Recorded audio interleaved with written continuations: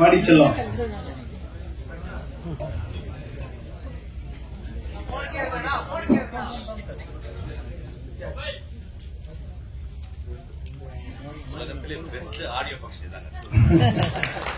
Thank you. பெருமாண்டி சீக்கிரமா போகணும். அதே ரெக்கார்டிங் பண்ணிட்டு இருக்கேன் ட்ரெயின் படத்துக்கு. கிட்டத்தட்ட நகரங்கள்ல இருக்க எல்லா மனிதர்களும் ஒரு நாள் கிராமங்களிலிருந்து வந்தவங்க தான். இன்னைக்கு இந்த கூத்தை பார்க்கும்போது first of all I want everybody to stand up and give big standing ovation for those people. அவங்க வந்து இந்த கூத்து பண்ணதுக்காக எல்லாரும் எழுந்திருக்கீங்க, அவங்களுக்கு ஒரு ஸ்டாண்டிங் ஓவேஷன் கொடுக்கணும். ஏன்னா இந்த ஸ்டாண்டிங் ஓவேஷன் ப்ளீஸ் நன்றி. ஏன்னா பீதாவன் வந்து அவருடைய தப்பிட்டேன். இந்த கண்களை விட்டு பார்த்தீங்கன்னா அந்த கண்களில் வந்து தி மோஸ்ட் அனிமலிஸ்டிக்கான ரொம்ப தேவையான ஒரு வனத்தை பாதுகாக்கிற அந்த 3 பார்வைகள் இருக்கும். ஒன்று ரேஜ், அதுக்கப்புறம் புரியாத தன்மை, என்ன நடக்குது நம்மளை பத்தி, என்ன இங்க அழகுன்னு ஒரு படம் பண்றாங்களா, நம்ம என்ன பண்றோம். ஏன்னா எல்லாருமே நடிக்கலாம், ஏன்னா எல்லாருக்குமே வந்து சிவாஜி ஆகணும், கமல்ஹாசன் ஆகணும், அப்படி ஆகணும் ஆசை இருக்கணும். நான் அதை நடிக்க வைக்கும்போது அது என்ன பண்ணும் ஆக்சுவலா வந்து அதுக்கு டேக் எல்லாம் சொல்லுங்க. ஓகே டேக் இது நல்லா கொஞ்சம் வேற மாதிரி பண்ணுங்க அப்படின்னு சொல்ல முடியாது. ஸோ நம்ம என்ன பண்ண கேமரா கொண்டு வச்சு வி ஹேவ் டு வெயிட். நான் ஒரு தடவை 2-3 தடவை நாய்களோட நான் ஒர்க் பண்ணிருக்கேன். நீங்க டேக் எல்லாம் சொல்ல முடியாது. அங்க போயிட்டு நீங்க மூட அவுட்லாம் ஆக முடியாது, அது மூத்திரம் அடிச்சிடும். So you have to wait patiently. You have to அப்புறம் அதுக்கு ஸ்கிரிப்ட் வேற மாதிரி எழுதணும். இப்ப இங்க இருந்து அது வரணும் அப்படின்னா டாக்டர் எனக்கு சொல்லி சார் அது வரணும் அப்படின்னா அவர் டாக்டர் இங்க நிற்பாரு, அது வரும் ஏதோ சொன்னோன்னு. சில டைம் கோமாய் போடாம அப்படி கூட போயிடும் ஆக்சுவலா. Then we have to wait.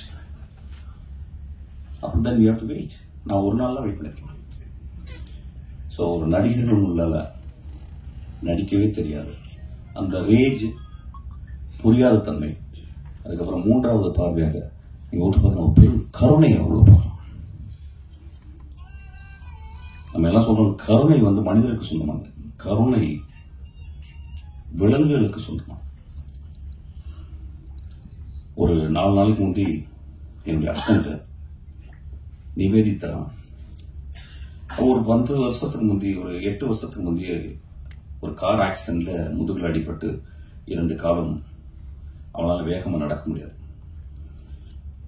அவ என் கூட தான் அசிஸ்டண்டா இருக்கா. அவ வந்து சொன்னான்ட்ட, சார் நான் நேற்று வந்து நைட்டு எங்கள் வீட்டுக்கு கீழே வெளியே வந்து ஒரு திருநாய் இருக்கு சார். நான் எப்போ பார்த்தேன்னா அதுக்கு வந்து சாப்பாடு கொடுப்பேன். நான் வந்து நான் வாழ்றேன், என்னை பார்த்து ரொம்ப பிடிக்கும், பக்கத்தில் ஒரு நான் தடவி கொடுப்பேன். என்னை படிக்கட்டு வந்து விடுங்கயா விடுங்க சார். மேலே 3வது படிக்கட்டு அவ ஒரு குச்சி வச்சிருப்பான் கையில், அதை வச்சு நடந்து போவோம் 3வது மாடி. லிஃப்ட் யூஸ் பண்ண மாட்டேன், ஏன்னா மாடி ஏறி போகணும்னு டாக்டர் சொல்லியிருக்காங்க, கார் கொஞ்சம் பலமாகும். அப்போ நான் நேற்று போனேன் சார், என் பின்னாடியே உரசிக்கிட்டே வந்துச்சு. 2வது மாடி வரும்போது எந்த பக்கத்தில் குறுக்க வந்துச்சு, எனக்கு பேலன்ஸ் ஆகி நான் வந்து கீழே வந்துட்டேன் சார். ஒரு 3-4 படி உருண்டு விழுந்துட்டேன். அப்போ விழுந்த உடனே என் கொஞ்ச நேரம் அப்படியே பார்த்துச்சேன் அந்த டாக். அதுக்கப்புறம் என் பக்கத்தில் வந்துச்சு. அப்படியே அது கண்ணில் பதட்டத்தை பார்த்தேன். அது அப்படியே ஒடுங்கி உடம்பெல்லாம் ஒடுங்கி என் மேல வந்து பக்கத்தில் நின்றுச்சு. எனக்கு பயங்கர கோவம். நான் அடிக்கலான்னு கொச்சியை ஓங்கிட்டேன். அதுக்கப்புறம் அதை பார்த்துட்டு எனக்கு ரொம்ப கஷ்டமாயிடுச்சு.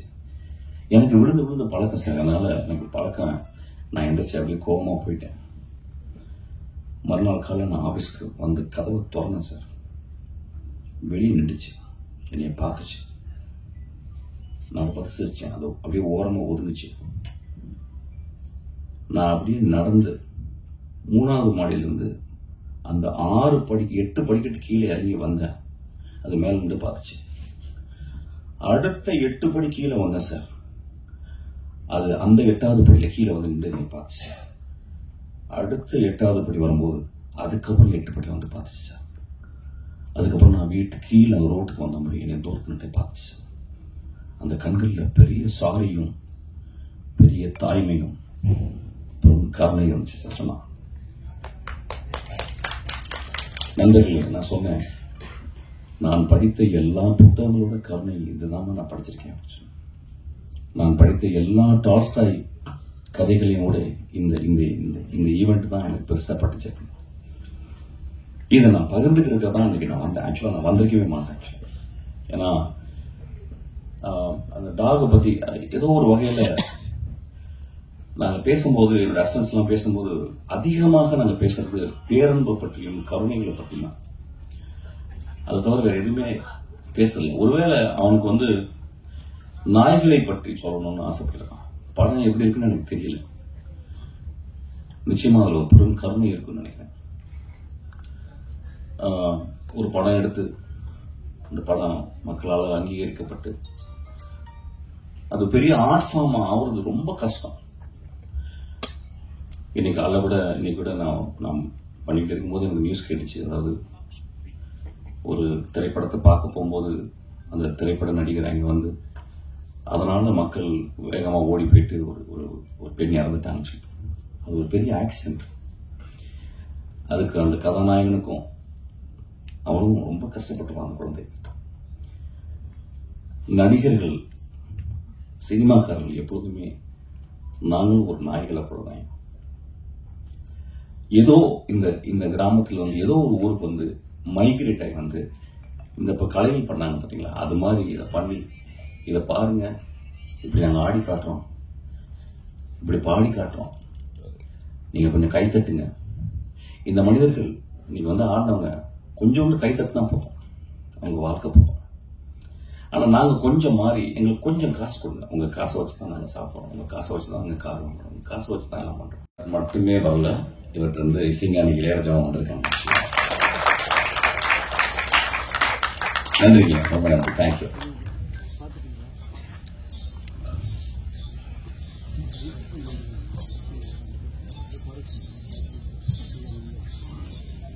அந்த கிராமத்துல இருந்து சென்னைக்கு வந்தவங்க அல்லது ஒரு மவசல், அந்த மவசலம் கிராமம் தான், அது வந்து எல்லாருமே அப்படிதான் மைக்ரேட் ஆயிருக்கு. அது வரும்போது இன்னைக்கு அந்த சத்தத்தை பார்த்த உடனே எனக்கு என்னமோ ஒரு பாதி செத்து போன மூளையும் பாதி செத்து போன இருதயம் எழுந்தது போல நான் உணர்ந்தேன். ஆக்சுவலா அந்த அளவு ஆதிக்குள்ள போயிட்டு என்னை வந்து எழுப்புச்சு. ஆக்சுவலா ரொம்ப நல்ல மாலை இது. ஏன்னா வந்து நேற்று வந்து திடீர்னு குழந்தை வந்து என்கிட்ட வந்து நீங்க வரணும் அப்படின்னு கேட்டா, நான் வரண்டாமா, ஏன்னா என்னுடைய அசிஸ்டன்டா நீ என்கிட்ட போக ஓகே. நான் அஞ்சாவதுல ஒர்க் பண்ண ரொம்ப சென்சிபிளான சக்தி. அதுக்கப்புறம் சினிமா பயணத்துல இருந்து வெளியே போயிட்டு வந்து அப்புறம் சினிமாலே இருப்பான், பட் நிறைய வேலைகள்லாம் செய்வான். அவன் வந்து ரொம்ப நாளைக்கு முந்தைய ஒரு கதை சொன்னான். இந்த கதை எனக்கு வேக தான் ஞாபகம். ஆனா வந்து சார் இந்த கதை ஒரு நாயை பத்தி, நாய்களை பத்தி, அதுக்கு பின்னால அல்லது முன்னால இருக்க மனிதர்களை பத்தி அப்படின்னா கதை சொல்லுங்க.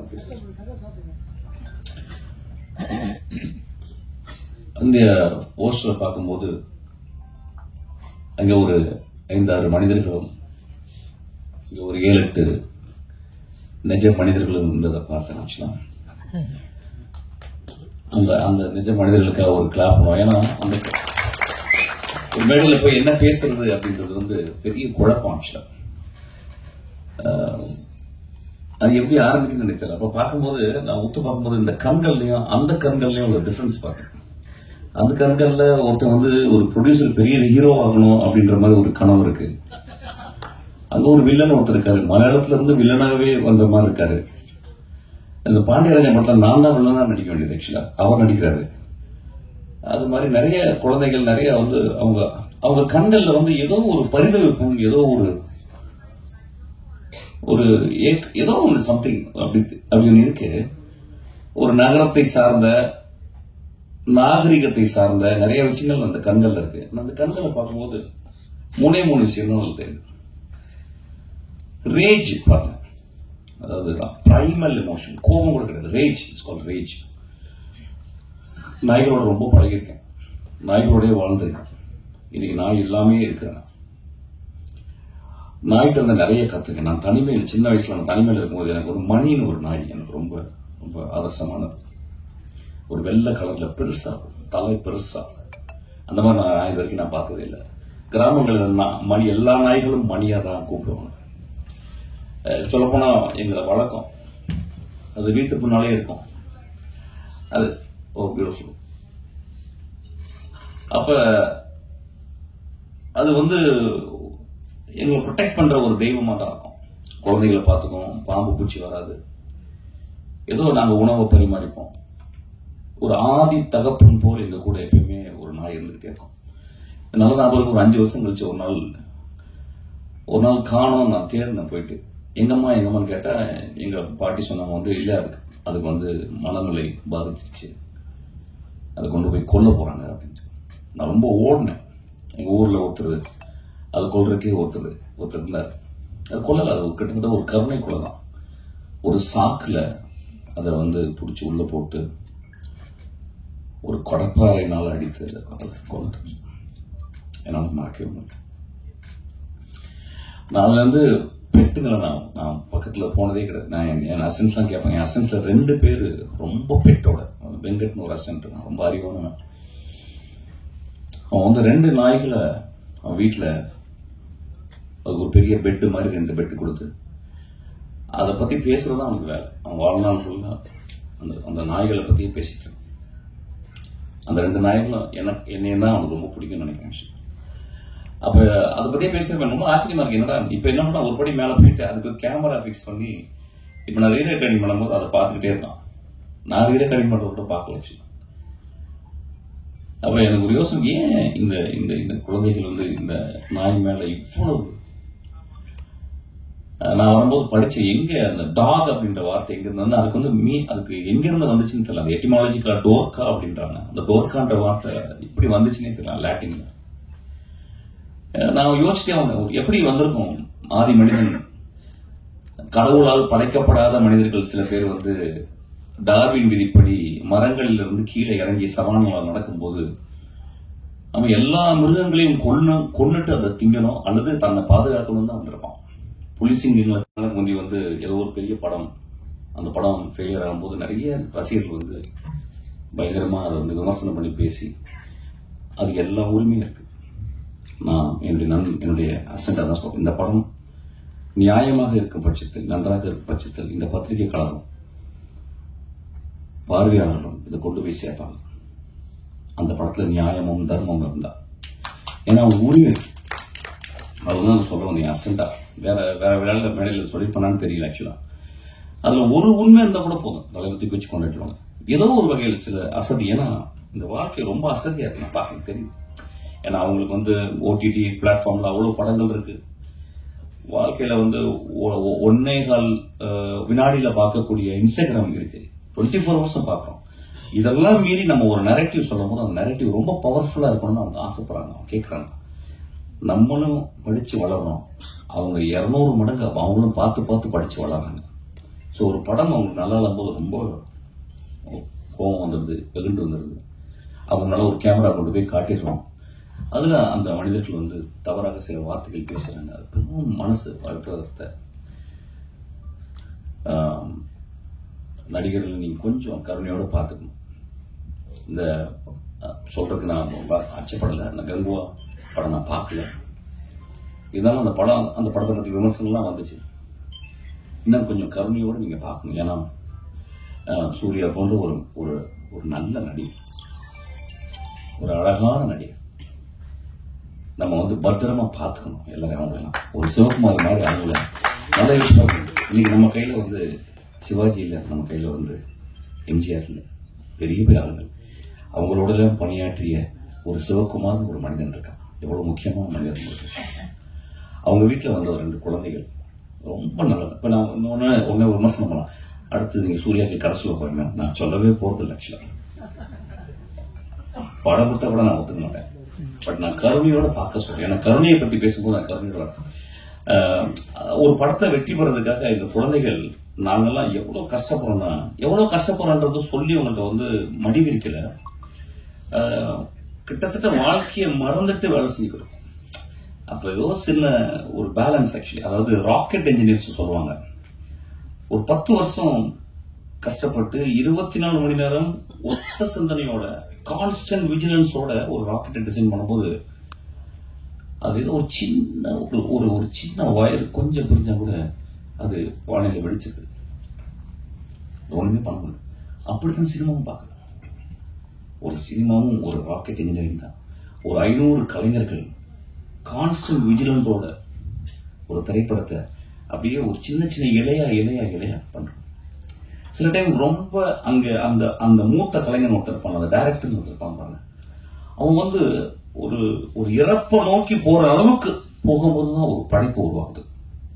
அவங்க செத்து போவாங்க கடைசியில அந்த நாள் வந்து ஃபைனல் அந்த ஷாட் முடிஞ்சு அந்த அந்த ஃபைனல் மிக்சிங் முடியும் போது பாத்தீங்கன்னா வெளியே வரும்போது பாத்தீங்கன்னா நல்ல ஞாபகம் இருக்கு.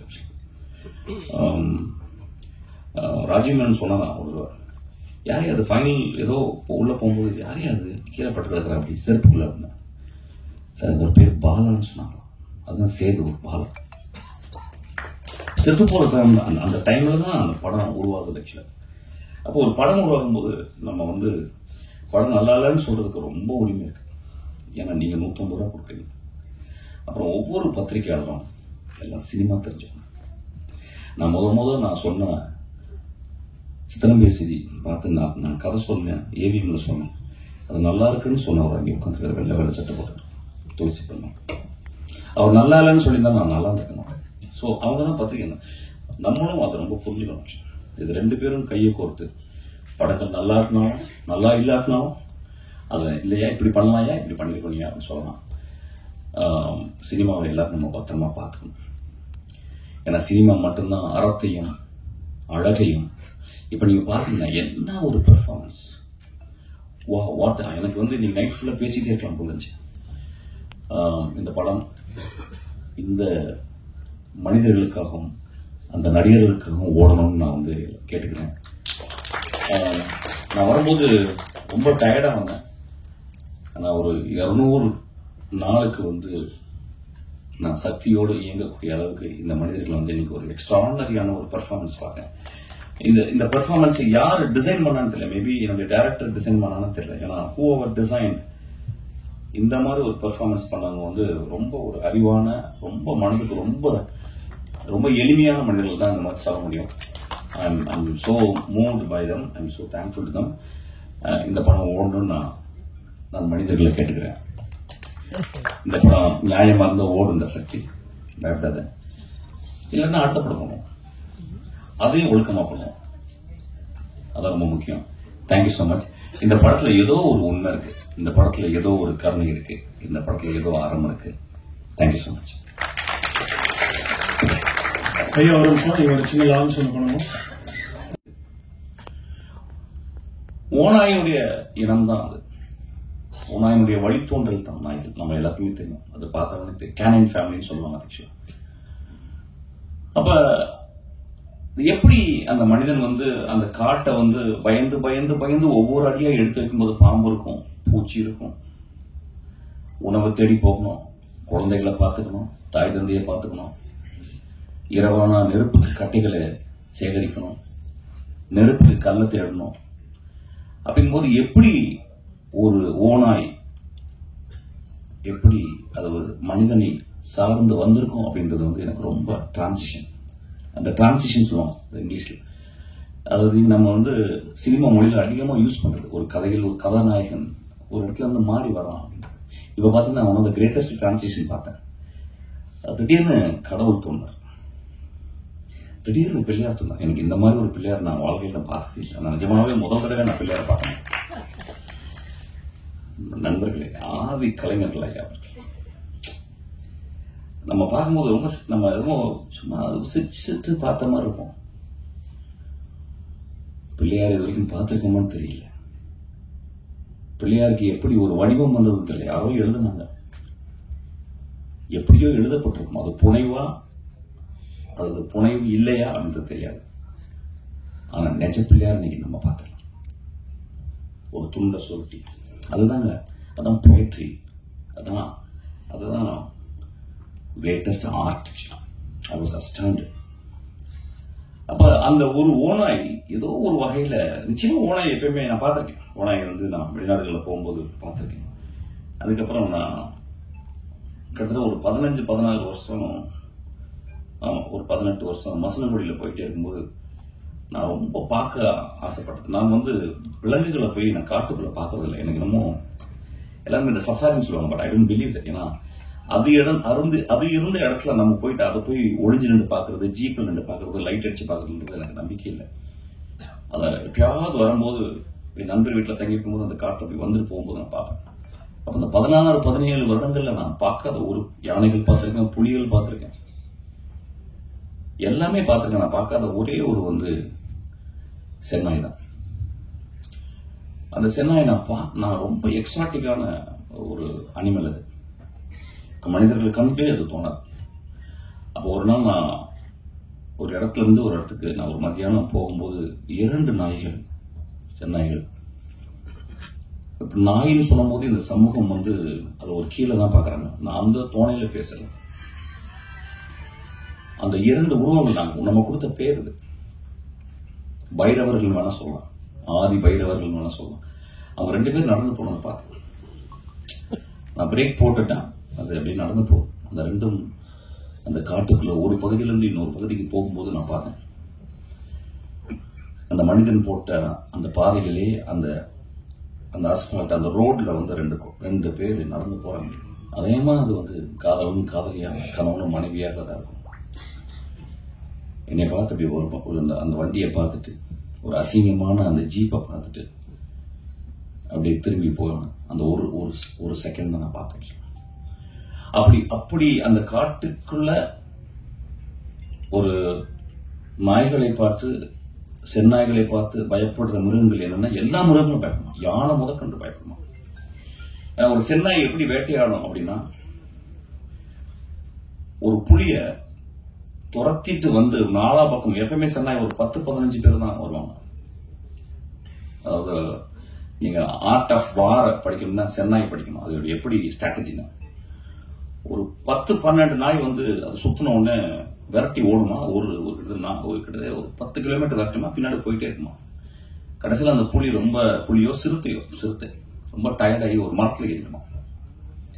அந்த மரத்துல ஏறினோன்னா இது நடக்குமா. அது வந்து ஒரு 5 மணி நடந்துச்சுன்னா அந்த நாய்கள் அந்த மரத்துக்கு கீழே அப்படியே 10 நாள் அப்படியே உட்காந்துருமா. ஒரு அந்த இரவு ஃபுல்லா உட்காந்துருமா அந்த 10 நாய்களும்.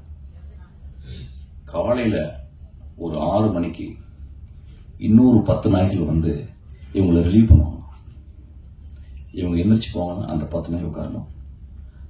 அன்னைக்கு இரவு ஃபுல்லா உட்காந்துடும். மறுநாள் இரவுல அது அந்த சிறுத்தை மயங்கி கீழே வந்துடும்.